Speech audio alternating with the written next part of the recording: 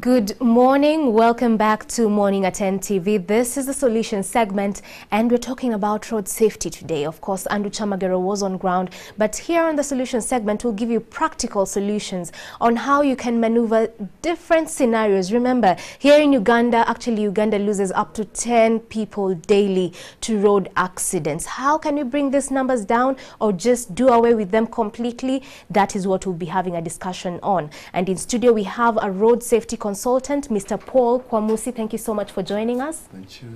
Last time when we were having this discussion, of course you're an advocate for this, and you always say we can never have this discussion enough times. And so we were talking about a few aspects here and there of road safety and defensive driving. But today we want to tackle different scenarios, just for the viewer or the driver, together with any pedestrian, just for them to pick up tips or two on how to respond in different scenarios. So let's start with what we see commonly on the roads. You're okay, you're driving on your lane, your car is perfect, but you realize that the person behind you wants to overtake and there's an oncoming car. What should you do? Yeah, good morning, viewers. Thank you for introducing me. On the road, we are always suffering from what we call conflicts. The first thing we encourage all the road users is your observation must be very spot on. The first thing is that you must be able to see what is in front of you, what's on your sides, and what is behind you. Mm-hmm. In case of the issue you're talking about, somebody is overtaking you and then there's an oncoming car, we urge the driver to be defensive. The first thing you have to do is to start limiting your speed by braking. Okay. Secondly, start as much as possible to look for what we call an escape route. Escape route. Try to turn to your left. Give these people their space. We call them aggressive drivers. So the first thing you do with aggressive drivers, leave space for them. Otherwise, you can become a victim. And that's what we encourage all the road users, that they're bad people. Right. They're aggressive people on the road. And those people mean it. They are what we call risk takers. Mm-hmm. So what you do, give them space. Don't fight them. They are aggressive. Okay, so you've mentioned about slowing down and also looking for an escape route. Yeah. But just in case you don't have any escape route, when you look to your left, it's a whole hinge. When you look to your right, you just can't go there because this other person is overtaking. Over and above slowing down, what else should you do if you don't have an escape route? Now, the first thing you have to do is try as much as possible to communicate to those people who are driving badly. You can use your headlights just to tell him, guy, what are you doing? At times you even have to put the horn on. Babe, are you seeing the danger you are putting us in? Is this real? Are you doing this? Because we call it emergency driving. You are driving in an emergency situation. I'll just give you an example. You're doing 80 and 90 and all of a sudden your bonnet opens and you start now struggling with the vehicle just to make sure that you are able to bring it to a halt. So ideally what we are trying to emphasize here is that try as much as possible to reduce their speeds and preparing to come to a halt. Prepare as much as possible and as fast as possible to come to a halt. Okay. Yeah. All right. So that is done. Overtaking on a corner, someone overtaking carelessly, so slow down. Look for an escape route. If there's none, make sure you try as much as possible to communicate with the rest of the drivers, especially them that are aggressive. Okay. The other scenario is you are a responsible driver. Your car has gone for servicing. As far as you know, your car is perfect and you're a responsible driver. But when you're on the road, especially maybe on a highway, you notice that you're beginning to lose control.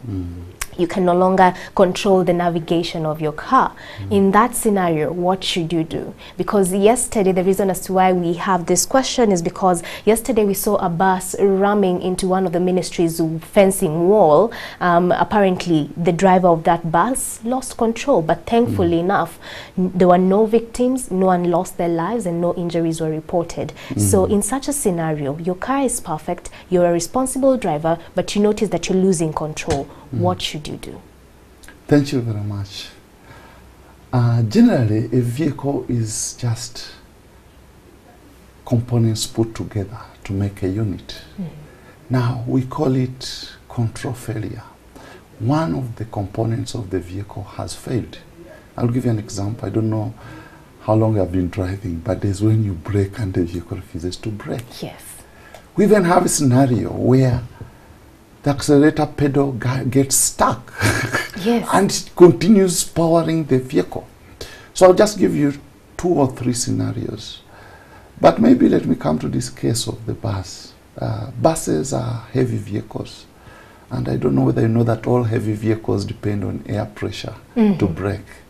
And once there's a problem in the air pressure, once in the air pressure tank has a leakage, you can't survive. You just have to.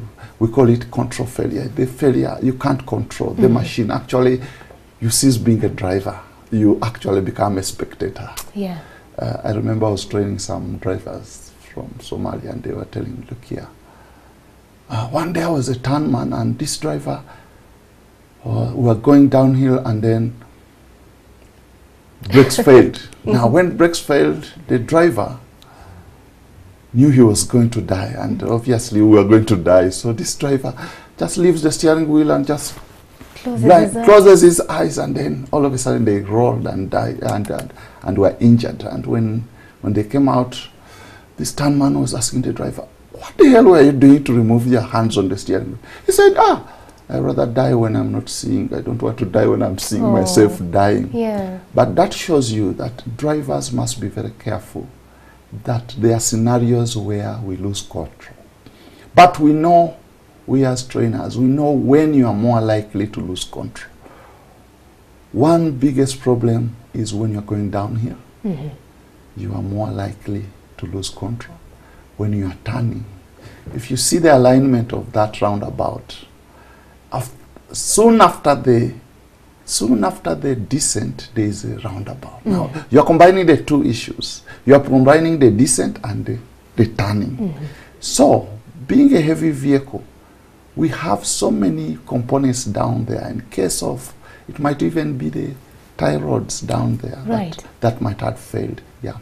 But what do we explain here? There are a number of factors. One of the biggest factors we have is always early morning buses. Those drivers are fatigued. Some of them did not rest enough in the night. Now, I don't know, whenever we want to sleep, you take that minute, that whatever. It's a combination of factors. I'm not saying that he was asleep or he loses control. But those drivers at times are very tired. And they're just struggling to reach the city. And some of them are really tired. And as soon as he reaches the park, the first thing he does is just to sleep. Yeah. So the number of factors, you cannot say that this is one factor that led to losing control. This, yeah. But it would be very important that that vehicle is subjected to inspection of vehicle. The inspector of vehicle checks it and sees, are the tie rods, were they working before the accident? Was the brake system working? All of those. But as I told you, when you find yourself in that scenario, what to do? Now, the first thing we usually warn drivers that, first of all, don't engage in that scenario. We train the driver about the risks. A descent is a risk. Every descent is very risky. Do not allow, especially for heavy vehicles. I'm sure you have seen heavy vehicles going downhill. They do not allow the gravity to take the vehicle. He or she brakes earlier than reaching the whatever. So the driver must have fail to control the machine. Okay, so what you're saying is for losing control scenarios such as that, don't let yourself get to that point. You can avoid it. Absolutely. So when descending, when negotiating, a roundabout and such scenarios, so always just be cognizant that your car can fail you at any point. Okay, let's look at the other scenario. You are on a highway, and of course, on a highway, there are stretches where you're allowed to go up to 100 kilometers per hour. And then you meet with a pothole. But you're on speed, and you get to a pothole. Do you swerve, or do you hit the pothole and continue? What should a driver ideally do? Because we have these scenarios on a day-to-day basis. What should someone do? To hit or not to hit? That is a very important question. We are in a society where potholes are rampant on our roads. And a pothole which you are not aware of, I think when you're in the city, you even know where the pothole is, and, and you prepare for it. But a pothole on a highway is extremely dangerous because, first of all, on a highway, you are doing high speeds. Secondly, on a highway, a small turn means you might be losing control, total loss control. Those few seconds that you are turning your steering wheel, you are doing several meters. And remember, a road is only 7 meters, and you only have 3.5 meters on your side. So a small swerve on the road just sends you off the road, and you might lose your life. So the best thing you can do is try to slow down as soon as you notice that there's a pothole ahead. And I do not advise you to swerve on a highway. Okay. When you swerve, you might be swerving towards a heavy truck, and the heavy truck will just finish you. Then secondly, a pothole damages components of the vehicle. It can lead to a fuel pump, the death of a fuel pump, and stops providing you the fuel. And soon after the pothole, you might have a tire burst. You can have, everything can happen. As I told you, a vehicle is just safe. We have brought together all components and put them together. Now, one of the components might fail due to a pothole. And you're right, those potholes are very bad. Let me just give you another scenario. People who try to avoid potholes end up hitting boda bodas, and boda bodas lose their life in the process. So please try as much as possible to avoid speeding. So just, even if you're on a highway, maintain a speed that you know you can be able to control the vehicle, calm such scenarios. That is like the Bible or the Quran truth about driving. Checking your speed. Checking your speed, making sure that the speeds I'm on, I'm still in control of my vehicle. The moment you are having the speeds that you're not in control of, then you are gambling. So when you approach, when you suddenly see this pothole, what you've said is do not swerve. Because once you're swerving, you can ram into another oncoming car. You can easily lose control of your vehicle. So don't swerve to avoid the pothole. You'd rather slow down and approach the pothole in a, more manageable manner. Absolutely. Okay, all right. Let's move on to another scenario. And this is what we see most of the times on our highways, head-on collisions. Head-on collisions. You have checked around and you're okay, and you know the lane is clear, you can now overtake, but all of a sudden you see an oncoming car and you really don't know where to go, because once you check to your left, when you try to get back to your lane, there are cars. On this other side, there's no escape route. How do you manage yourself in such a scenario? And there's an oncoming car. What do you do? Yeah, first of all, head-on collisions are the worst types of crashes on our road network. Head-on collision is evidence of failure of both the drivers to really understand the circumstances they find themselves in. First of all, we warn drivers, we train drivers that, first of all, is it necessary? Is it necessary to overtake at that time? At times, people overtake on the road just because they want to overtake. Remember that there are areas where we want drivers not to overtake. Corners, on brow of the hill, bridges, all those areas don't try to attempt. Secondly, and you are really spot on, you are seeing a vehicle oncoming and you try to overtake. That is wrong in the first place. In the process of overtaking, we ask, is it clear in front and behind? You might start overtaking, then there's somebody who has already begun overtaking. Right. And in the process, you hear him beep, and you also do beep, and then all of a sudden you start quarreling, and you might even end up in a crash even before having the head-on.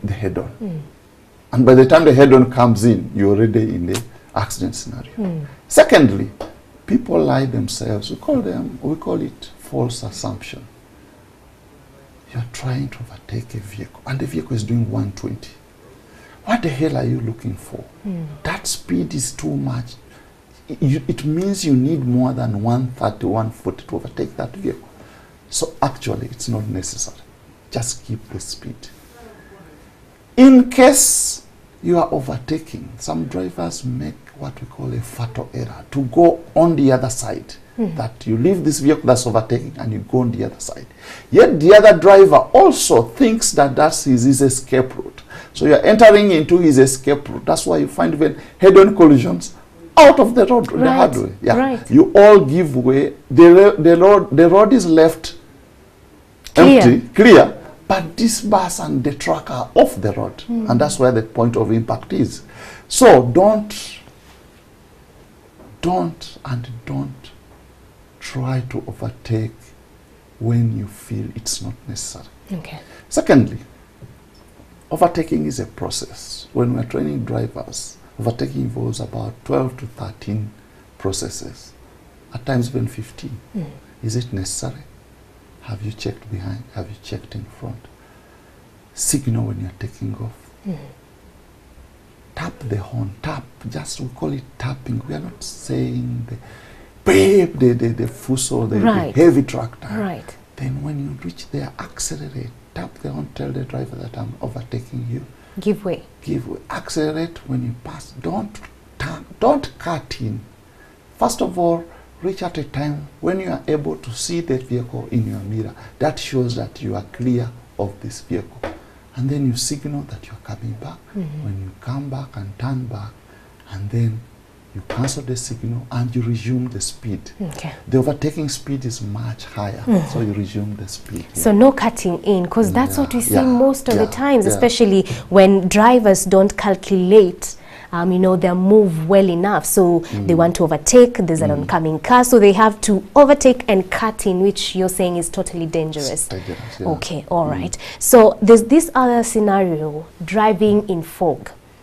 And most of the people that find themselves in these scenarios are, of course, long-distance buses and people who travel for long distances, them that have no choice but find themselves on the roads either very early in the morning or late in the night, when of course with the weather there's fog and you can't really see clearly. So in such a scenario, how then can a driver navigate in a safe way, still in that kind of challenging environment where they can't see clearly because of the fog?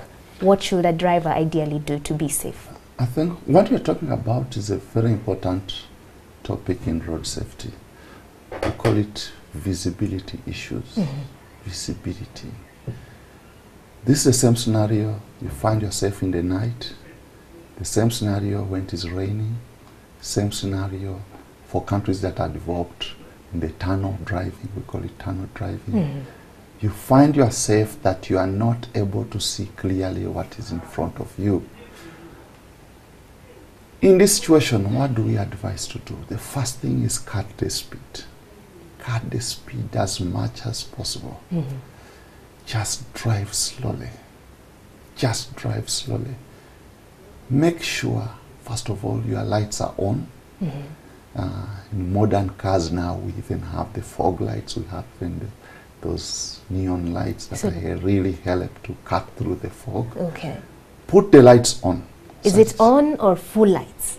Do you go with full lights or just... It depends, but ours is not as bad as in Western Europe, where it's, or we are in the tropics. Our fog is not as bad as that one. Right. Yeah, but what we want from you is at least show us that you are there.